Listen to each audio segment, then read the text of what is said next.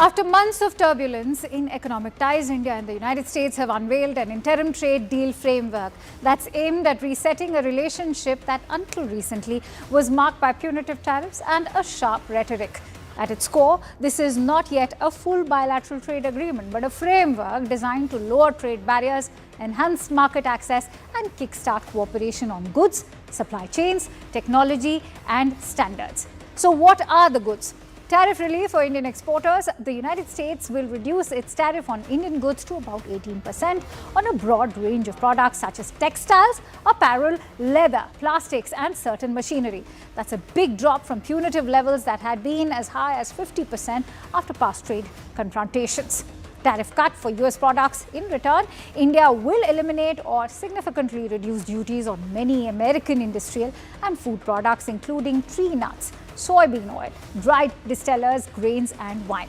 Market access and massive purchases are also a concern because the joint framework signals India's intent to buy up to $500 billion worth of US goods, that over a period of 5 years, including energy, tech, and aircraft parts, a huge number if realized. There's also cooperation on digital trade rules, supply chain resilience, and regulatory alignment, areas that go beyond classic tariff talk. So, what are the cons? Details are still vague. Much of the legal text of the framework has yet to be published, leaving confusion on how some commitments will actually work in practice. Sensitive sectors have been shielded, namely agriculture, dairy, and poultry. India has protected key of these sectors and its staple products like wheat, rice, poultry, and milk from tariff liberalization to safeguard the interests of its own farmers and food security. Energy policy and Russian oil has also been a concern. A cornerstone of the negotiation was Washington's pressure on India to reduce Russian oil imports. While US officials tied tariff relief to a shift away from Russian crude, the Indian government has been careful not to formally commit or make that linkage explicit. The political critics at home have also reacted. Some opponents in India want that the deal tilts in favor of US interests and could expose domestic sectors to competition before protections are fully in place. And here's what the joint statement says. Both countries have reaffirmed their commitment to a broader, long-term trade pact while implementing this interim framework. The aim is reciprocal, balanced trade, with negotiations continuing on services, investment, and deeper integration.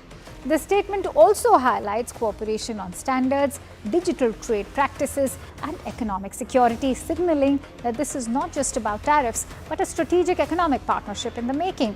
Overall, this interim deal eases headline pain points, opens new opportunities for exporters on both sides, and signs a new thaw after months of friction.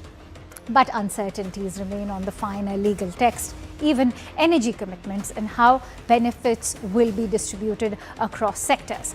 But the US administration has made it clear that the way to strategic cooperation is through economic cooperation. So perhaps one can expect renewed interest in the Quad, which has been lying dormant, and for the safety of an open and for a free and open Indo-Pacific, which is also looking to counter China's dominance. A trade reset that opens these doors, but the devils, as they always say, lies in the details. And so with the announcement of the joint statement between India and the United States as far as the trade deal is concerned, the focus now shifts on strategic cooperation. What happens to the Quad? Will India finally be playing host to the Quad summit? Remember, Quad has been lying dormant, but for the Trump administration, the way to strategic cooperation is through economic cooperation. Let's try and get in some more voices. In fact, earlier I also spoke to United States Representative, Democratic MP Ami Bera. Let's listen in to what he has to say. Now, focus also going back on what happens to Quad. So far, it's been lying dormant. India was all set to play host to the Quad summit.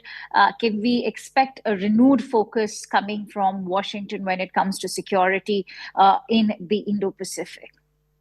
It's still my hope that India hosts the Quad Leaders Summit, that President Trump attends in India.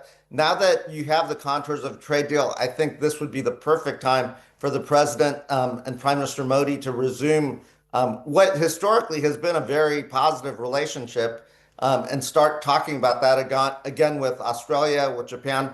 Critical minerals would be an area that's of concern to all of the countries. Building out the pharmaceutical capacity, the supply chains, looking at AI, looking at things that we could do together. And then I would toss in, again, we still have to resolve the H-1B issue. We are lower on the entire ladder, say, compared to Pakistan, Bangladesh, Vietnam, Indonesia, even China. Most of these countries, say, including Bangladesh, Vietnam, Indonesia, India has been competing with in terms as a manufacturing hub. Does that also indicate Washington's faith and trust in the Indian economy? Yeah, from the Washington, D.C. perspective, Congress's perspective, for 3 decades, we've been focused on the U.S.-India relationship, going back to President Clinton, through President Bush, Obama, and President Trump's first term to President Biden. So I'm glad to see this trajectory. We recognize that how big the Indian markets are, how fast the economy is growing. So compared to the other nations in the region, India does take some primacy here.